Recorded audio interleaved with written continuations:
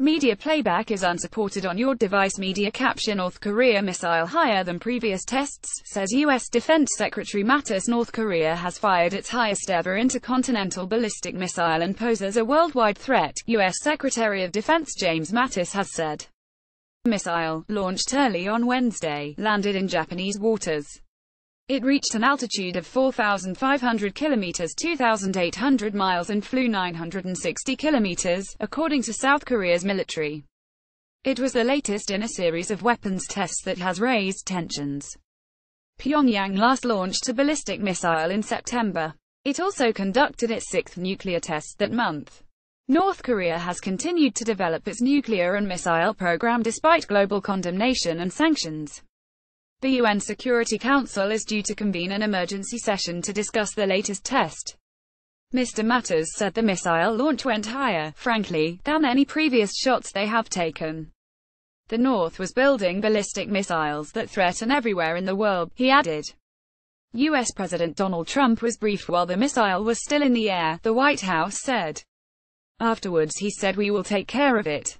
The U.S.-based Union of Concerned Scientists said the missile could have traveled more than 13,000 kilometers on a standard trajectory, thus reaching any part of the continental United States.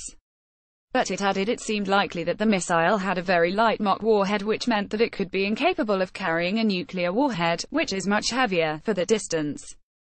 Media playback is unsupported on your device. Media caption: How would war with North Korea unfold? Wednesday's missile was launched from Pyeongseong, in South Pyongan Province, reported South Korean news agency Yonhap. Japanese officials said the projectile traveled for about 50 minutes but did not fly over Japan, as some have done in the past, and landed about 250 kilometers off its northern coast.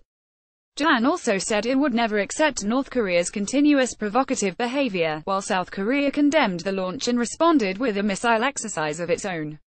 The EU has called the launch a further unacceptable violation of North Korea's international obligations, while Britain's ambassador to the UN called it a reckless act. A problem without a solution. Jonathan Marcus, BBC defense and diplomatic correspondent. This missile test, the first for some 2 months, suggests that the lull in firings was not due to North Korea being cowed by Mr. Trump's rhetoric or even by Chinese pressure.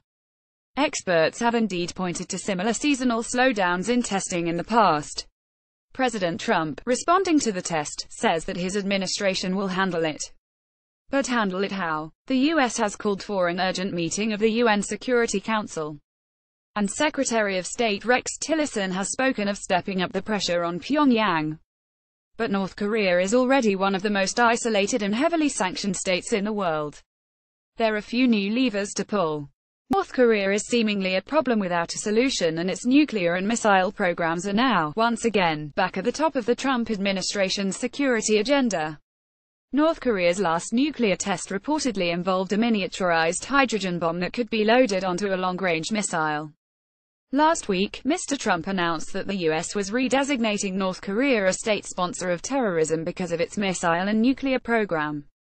The U.S. imposed fresh sanctions against Pyongyang.